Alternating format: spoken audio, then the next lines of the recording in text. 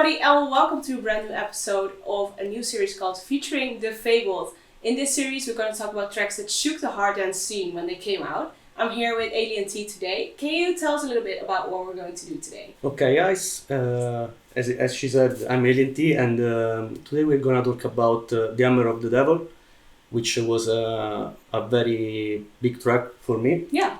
And we're gonna go into the project, but also talking about how it came out to produce this track, and what everything is around it actually. So the track came out in 2014, but you actually made it in 2013. Yeah. How did you came up with this track? Where did it come from? Okay, this track it came out after a party we did at Florida.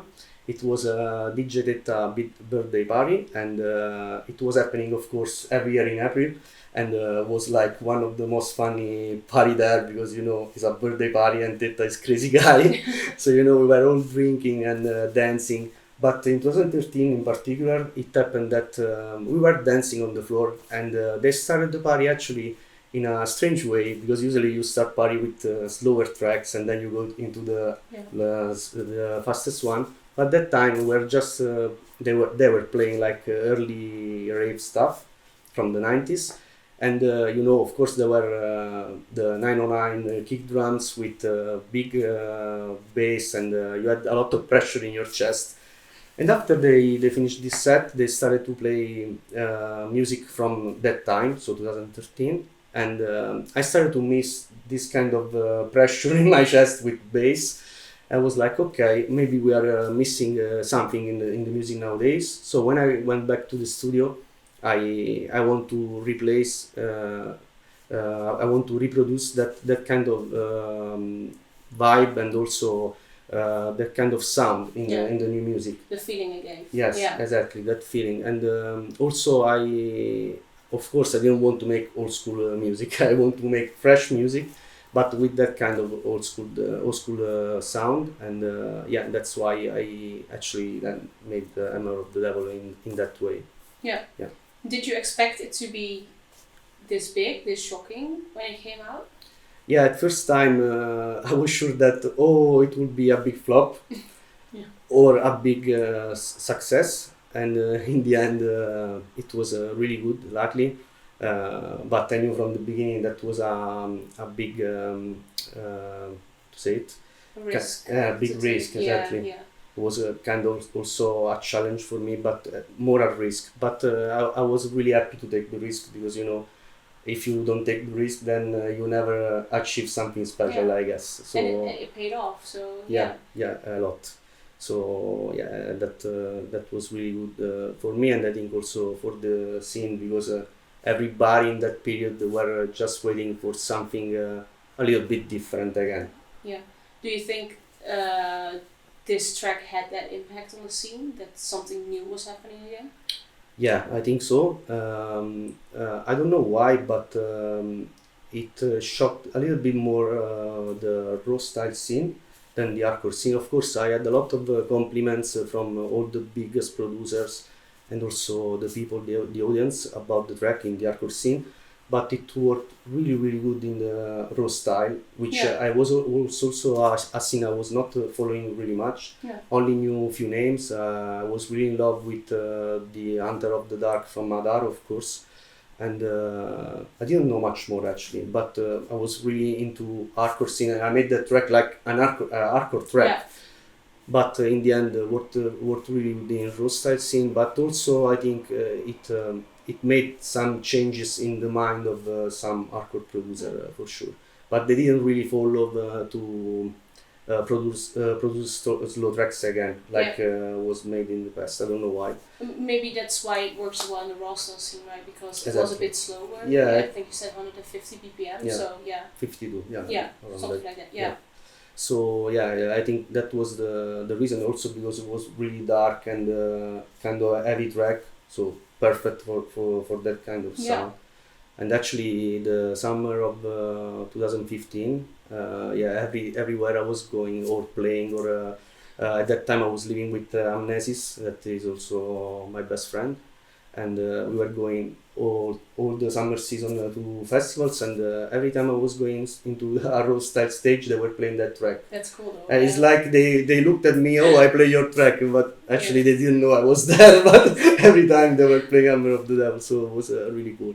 I heard it every time. Really, there were not one party where I didn't hear it. Everywhere, or from me, or from someone else, or from me and someone else. But that must also be a really good feeling, right? If people love it. Yeah, it's amazing. It's amazing. It's really like it's crazy, you know, that you really feel like everybody really liked that track, you know, and also, you know, you really see also the reaction of the people every time. It was like kind of shocking because that kind of kick drum had that kind of frequencies that were missing in the whole spectrum of the art dance scene in that time, and still nowadays sometimes. It's still pretty unique sounds. Yeah, it's still very unique. One of its kind. Yeah, because also I made it in special way, let's say, with using stuff that usually producers don't use very much, or combining like old theories with new plugins or synthesizers and samples. I just was like my way of making stuff, you know. I never think about too much to use the popular things. I just use what I like, and then in the end it becomes my unique sound. That's how it works every time, actually. We're actually gonna check it out. Yeah, I think that's what it looks like, and that's good. Yeah. So we're gonna have a look on your desktop. You had to dig a little because work on your laptop, right? You told me here. Yeah, usually I work on the laptop, but this is the PC which I made, the Armor of the Dead. So everything is there, and we can just look into it. Yeah. Okay. It works. It works, yeah. It's already something. I was surprised that you still had it because it's 2014, so it's almost 10 years old now. And actually the project is from 2013, as I was saying, and then of course from the time I started it was a lot of changing during the process, because actually in the beginning this was completely different track, as all the elements there in the end there were also in the beginning, but was kind of more of techno and hardcore track together, and then in the end I was like, no, I really need to do something that is really straight to the point. Okay, yeah. So then I really did the kick drum in that way I wanted to do after I did the party there at Teta birthday. Yeah, so the kick drum was one of the last things. No, actually was already there, but then I evolved that into the really hardcore one, because I had two parts in the beginning. One was like with more clean kick drum, and then there were also the full kick drum with distortion. Yeah. Actually, you can hear that kick drum here, but when you hear Tum, that one was like the original kick drum, and then from that one I made the other kick drum that is actually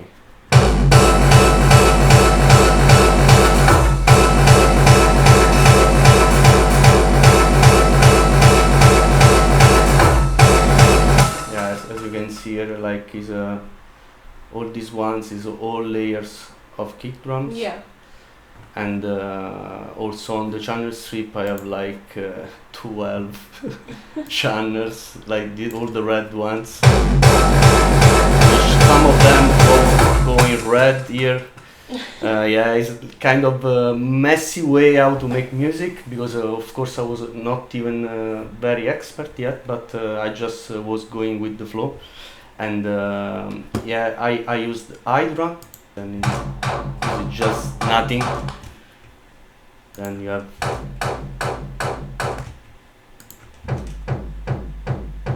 that's a cool sound.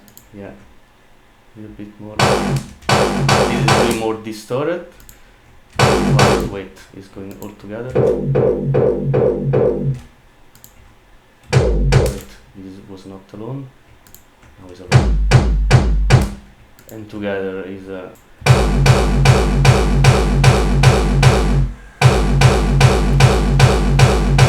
And there is also the other one that is the more clean one.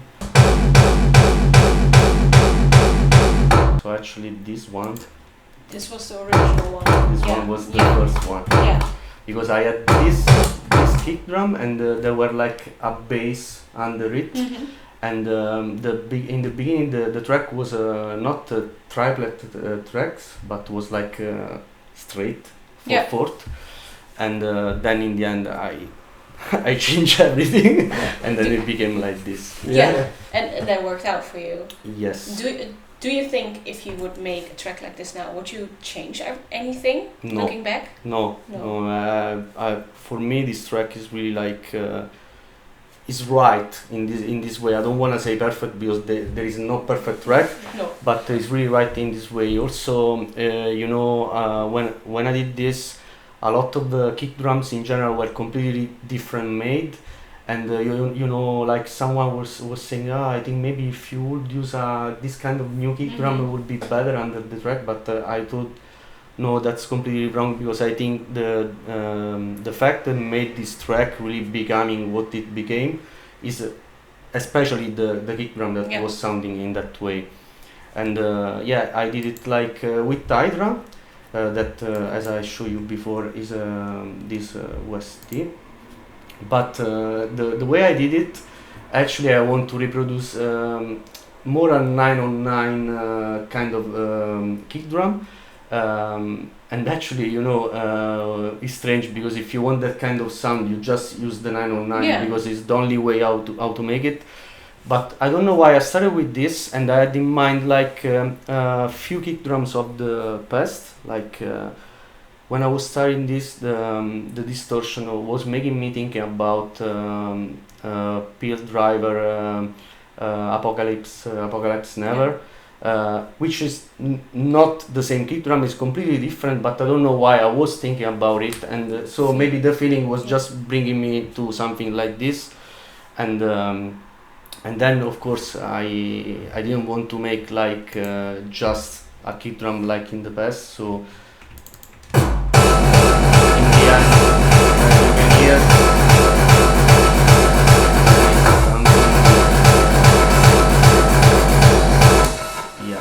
it also is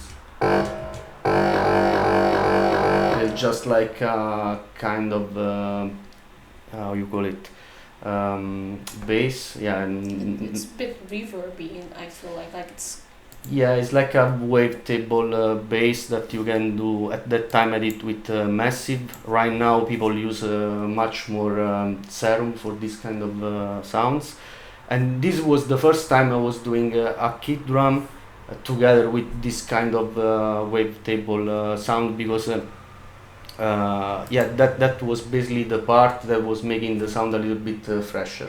Otherwise was a little bit too old school, and with that sound going around the kick drum, then was sounding fresher, and was giving also a little bit more drive to the track.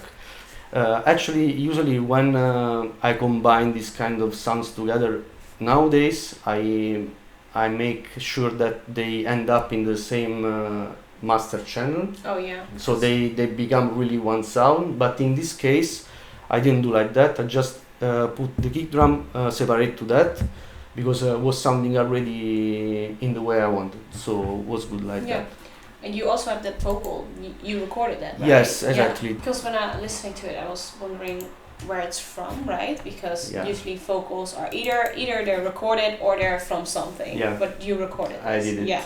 And actually,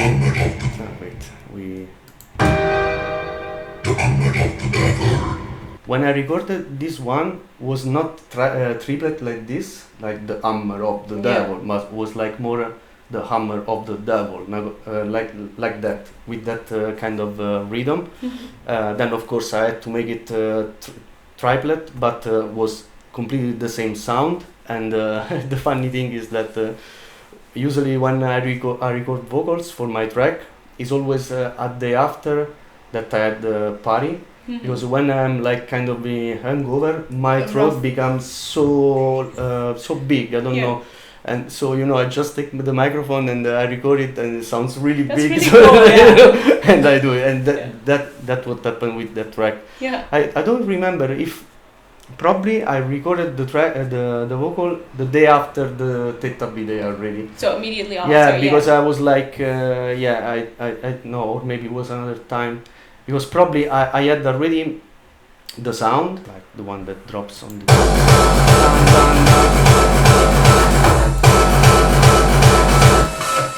is this one.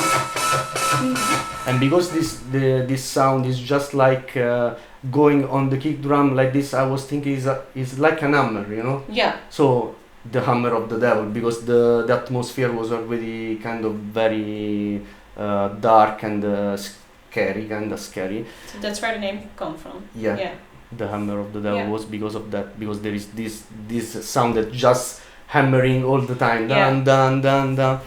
And this sound I made with something that kind of particular, because a lot of people use this plugin as a filter, because it's a filter, but there is also the version that is a synthesizer. So actually I use it as a synthesizer. Usually people use it in the channel strip here to make kick drums or filtering stuff.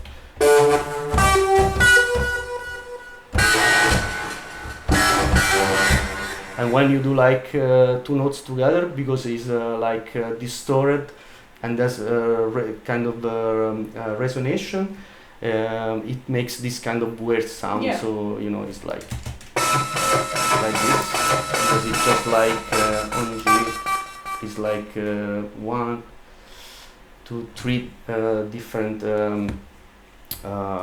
Did you just from the same note, but from different level, and just together. So it's this like.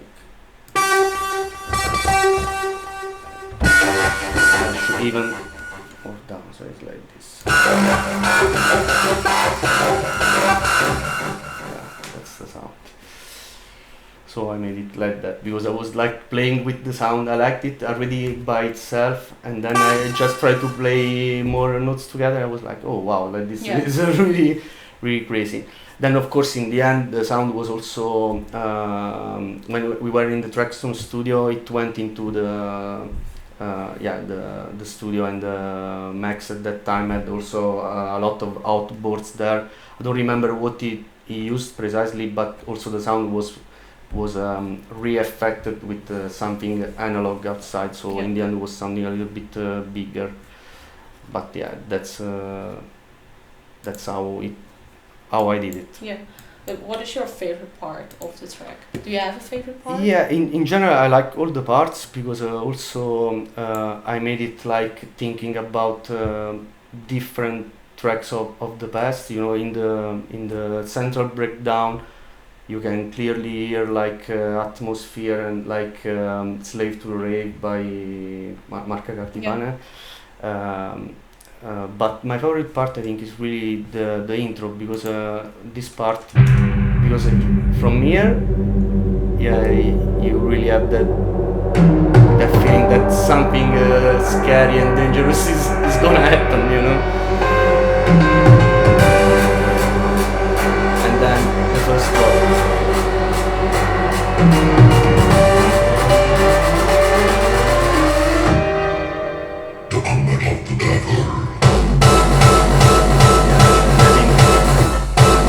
And I think this is also why this track became very popular, because this drop is kind of. I think the part people know. Yeah, everybody.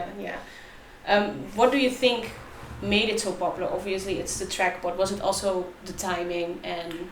Yes, everything around was it? The timing, because as I was saying before, because it was a big risk. Also, when you take a risk, of course, that's also part of making one track big or not. In this case, it worked fine for me, and I'm happy. But also, was very important that some big DJs played it. The first one, I think, was Adaro at Freak Show. Oh yeah.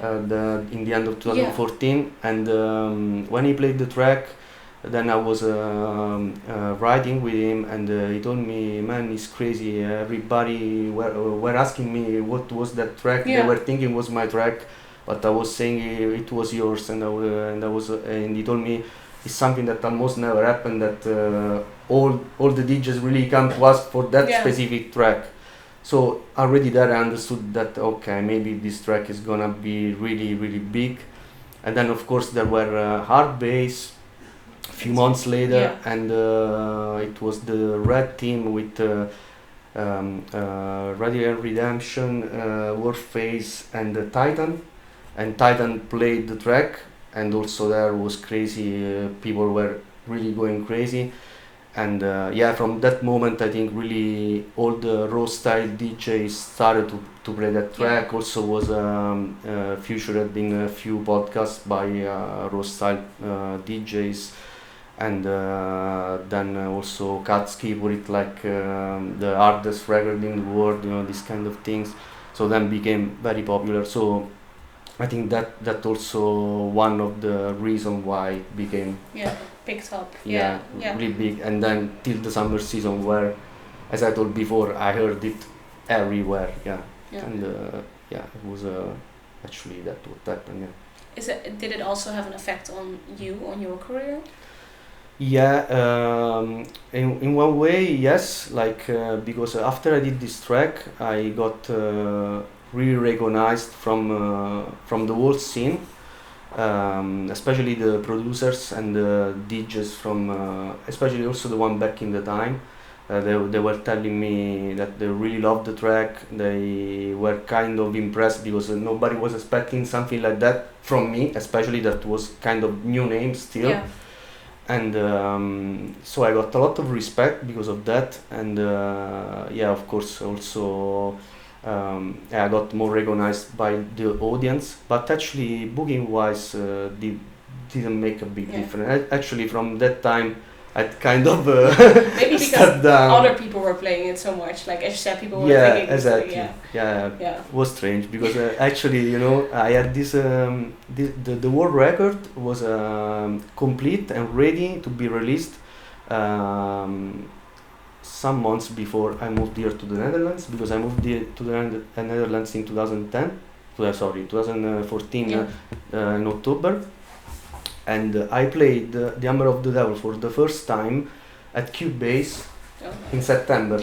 And already there was like okay, this is crazy, it's great track, but I was playing it was the first time, so you could not really know it. But when I moved here, then with this track was ready, after 1 month the EP went out, and people started to hear it, and then as I told Adaro played it, and then everything I already said.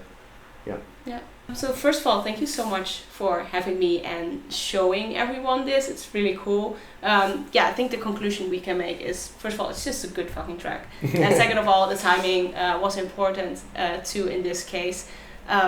Thanks for having us. You guys, thank you so much for watching. I hope you like this. If so, then I'm gonna do more episodes with different producers, but it was the first time, so we're gonna see what it does. Also, check the descriptions for links to both our socials. Also, my discount codes for Festival Supply and stuff are there too. Any additional information will be there too.